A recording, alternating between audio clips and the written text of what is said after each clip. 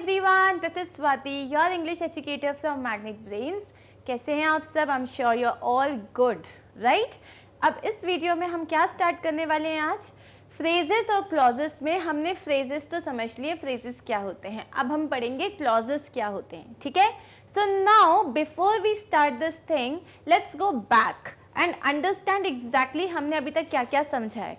हमने समझा है कि जो इंग्लिश में सबसे बेसिक चीज़ जो होती है वो होते हैं लेटर्स, ठीक है? ये हम समझ चुके हैं, जो ए से लेके पूरा जेड तक आते हैं, ठीक है?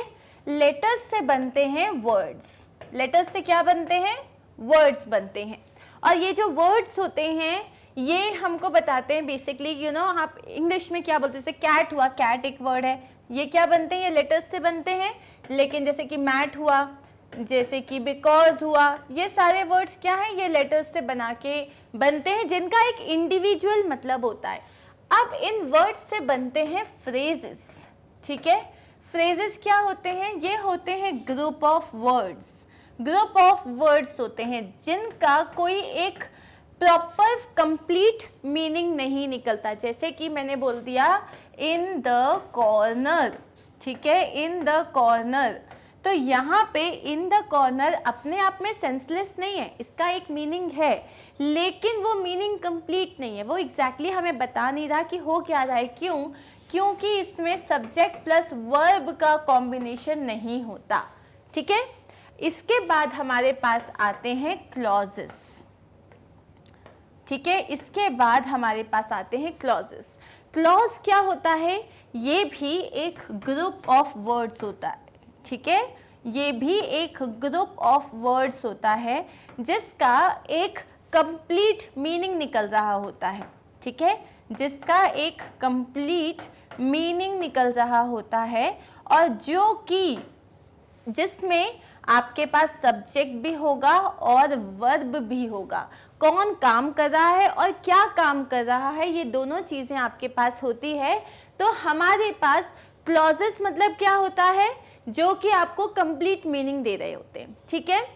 अब इसमें भी हम अब जो पढ़ने वाले हैं कि क्लॉजेस एग्जैक्टली क्या होते हैं, टाइप्स ऑफ क्लॉजेस क्या होते हैं. ज़रूरी नहीं है कि आपके जो क्लॉजेस होते हैं हमेशा आपको एग्जैक्टली मतलब आपको पता है क्या हो रहा है, लेकिन कभी कभी कुछ क्लॉजेस ऐसे होते हैं जो बाकी के वर्ड्स पे डिपेंड करते हैं, और कुछ ऐसे होते हैं जो ज़रूरी बिल्कुल नहीं है, उनको डिपेंडेंस की कोई ज़रूरत नहीं होती, ठीक है? And at last we understand कि सेंटेंसेस वो होते हैं जो पूरा का पूरा मीनिंग देते हैं, ठीक है? जो कि बाकी किसी भी वर्ड पे डिपेंड नहीं होते. मतलब आपने एक सेंटेंस बोला, इसका मतलब वो अपने आप में कंप्लीट है, ठीक है? Now let's go back. Okay, and let's start with what is a clause. A clause is a group of words that contains both a subject and a predicate or a verb. ठीक है? यही अभी हमने समझा था कि clause क्या होता है? ग्रुप ऑफ वर्ड्स होता है, ठीक है?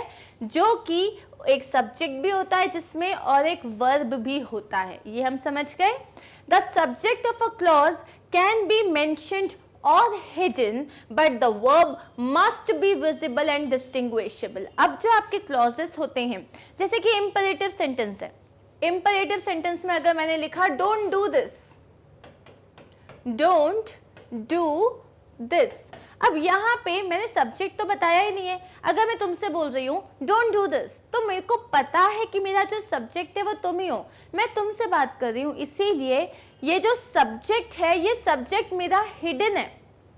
आपका सब्जेक्ट है लेकिन वो छुपा हुआ सब्जेक्ट है.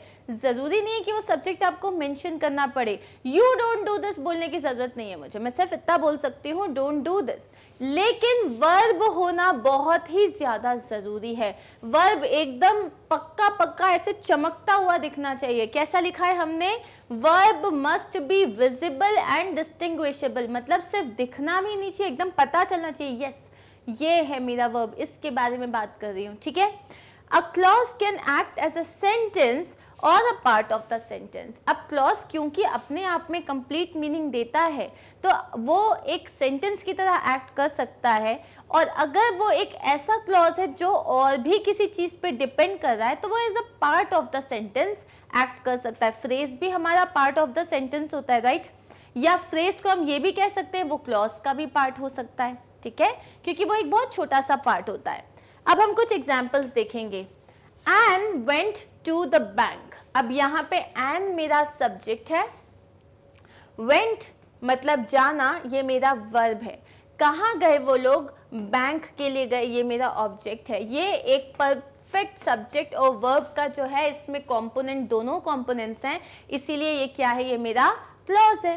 Okay, I want some cereal. I, again I subject है, वॉन्ट जो है ये मेरा वर्ब है, तो टुगेदर ये पूरा का पूरा क्या हो गया? I want some cereal. और यहाँ पे आपके पास ऑब्जेक्ट भी है, तो ये अगेन क्या हो गया? ये आपका एक कंप्लीट क्लॉज हो गया, क्योंकि इसमें सब्जेक्ट प्लस वर्ब का कंपोनेंट है।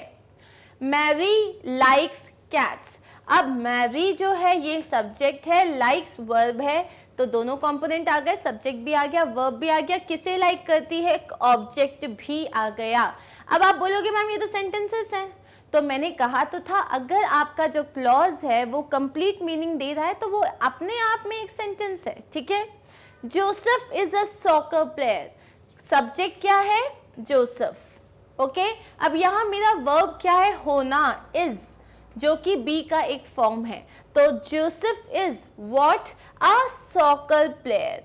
अ सॉकर प्लेयर, तो ये क्या है? अ सॉकर प्लेयर, ये एक फ्रेज है, right? A soccer player, a what?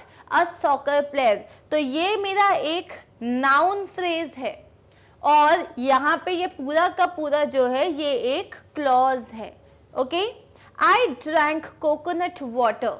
I drank coconut water, I हो गया सब्जेक्ट, ड्रैंक क्या हो गया? वर्ब, कोकोनट वाटर मेरा ऑब्जेक्ट है, राइट? कोकोनट वाटर क्या है? मेरा ऑब्जेक्ट है। तो यहाँ पे भी सब जगह सब्जेक्ट प्लस वर्ब दोनों कंपोनेंट्स आ रहे हैं, इसीलिए ये क्या हो गए? हमारे क्लॉजेस हो गए। अंडरस्टैंड दिस थिंग, कोई भी सेंटेंस जिसमें आपके पास क्लॉज में आपके पास सब्जेक्ट और वर्ब का कंपोनेंट है तो वो अपने आप में एक क्लॉज है। ठीक है, और एग्जांपल्स देखते हैं। She cried. शी क्या है? सब्जेक्ट है, क्राइड क्या है? वर्ब। हो गया, ये क्या है? ये एक क्लॉज है। They ate ice cream. They subject, ate मेरा वर्ब, आइसक्रीम क्या है? ऑब्जेक्ट। क्योंकि मेरे पास यहाँ पे ऑलरेडी सब्जेक्ट और वर्ब का कॉम्बिनेशन है तो ये हो गया एक clause. My students are awesome. All my students they are awesome. So my है सब्जेक्ट, स्टूडेंट्स है वर्ब, तो यहाँ पे भी सब्जेक्ट और वर्ब का कॉम्बिनेशन है तो ये क्या हो गया? मेरा clause. Yes, the cat hugged me. So मेरी जो किटी है उसने आई और उसने मुझे बहुत प्यार से हग कर लिया, तो यहाँ पे सब्जेक्ट है द कैट, काम कौन सा हुआ? काम हुआ गले लगाने का, ये वर्ब हो गया। ठीक है, तो सब्जेक्ट और वर्ब का कॉम्बिनेशन है, यस, तो ये क्या है? ये भी हमारा क्लॉज है। My father runs fast. मेरे फादर जो है बहुत जोर से दौड़ते हैं, बहुत फास्ट दौड़ते हैं, तो यहाँ पे माई फादर हो गया सब्जेक्ट, रन्स हो गया वर्ब, और ये हो गया एक क्लॉज। Come here. अब देखो यहाँ पे कम हियर, तो कम क्या है? तुम्हारा वर्ब है और सब्जेक्ट हिडन है। You come here, basically I want to say if I say hey come here, तो मैं तुमसे ही बात कर रही हूँ ना, तुम ही आओगे यहाँ पे, तो यहाँ मेरा सब्जेक्ट हिडन है लेकिन मेरा वर्ब चमक रहा है। चमक कौन रहा है? कम, तो ये भी क्या है? मेरा क्लॉज ही है। यहाँ मेरा सब्जेक्ट हिडन जरूर है लेकिन ये मेरा क्लॉज है। ओके, अब एक सेंटेंस में एक से ज्यादा क्लॉज भी हो सकते हैं। A sentence can have more than one clause, जैसे कि आई ग्रेजुएटेड लास्ट ईयर, ये एक सिंगल क्लॉज सेंटेंस है जिसमें एक सब्जेक्ट है, यहाँ एक वर्ब है। ठीक है, दैट्स इट, ये आपका एक सिंगल क्लॉज वाला सेंटेंस है। When I came here, I saw him. अब यहाँ पे I सब्जेक्ट है, came वर्ब है। ठीक है, तो ये जो फर्स्ट सेंटेंस है ये अपने आप में एक क्लॉज है, yes, when I came here, और यहाँ पे I सब्जेक्ट है, saw वर्ब है, ये भी I saw him, ये भी अपने आप में कंप्लीट सेंस दे रहा है। तो I came here and I saw him, ये दो क्लॉजेस हो गए। ठीक है, तो इस सेंटेंस में कितने क्लॉज हैं? इसमें दो क्लॉज सेंटेंस है। When I came here, I saw him and he greeted me. जब मैं यहाँ आई मैंने उसे देखा और उसने मुझे ग्रीट किया। तो अगेन I came here, यहाँ पे ये एक क्लॉज हो गया, आई सॉ हिम ये दूसरा क्लॉज हो गया, एंड ही सब्जेक्ट है, ग्रीट करना वर्ब है, तो ही ग्रीटेड मी क्या हो गया, ये तुम्हारा थर्ड क्लॉज हो गया। तो एक सेंटेंस में एक से ज़्यादा क्लॉजेस भी हो सकते हैं, बिल्कुल हो सकते हैं, ठीक है। In fact the way we talk, हम लोग सिंगल क्लॉजेस में बहुत कम ही बात करते हैं, हमारे पास 2 और 3 क्लॉजेस होते हैं।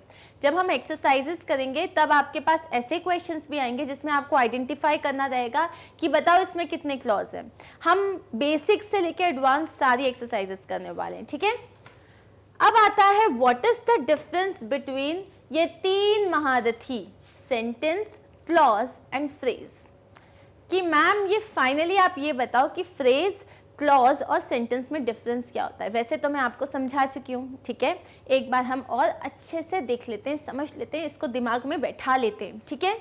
Clause, clause CLAUSE, okay. A clause is a group of words that functions as a part of sentence। बिल्कुल सही बात कह रहे हैं हम कि clause क्या होता है, ये part of sentence होता है, अभी अभी हमने समझा था, ठीक है। या तो ये पूरा का पूरा sentence आप इसे कह सकते हो, या ये sentence का part हो सकता है। phrase क्या होता है, phrase भी एक sentence का part होता है, राइट। अब सेंटेंस तो सेंटेंस का पार्ट नहीं हो सकता। The sentence is a set of words which gives complete meaning without, अब ये एक ऐसी चीज होती है जो किसी और वर्ड पे डिपेंड नहीं करता, without depending on any other word और group of word containing subject and predicate.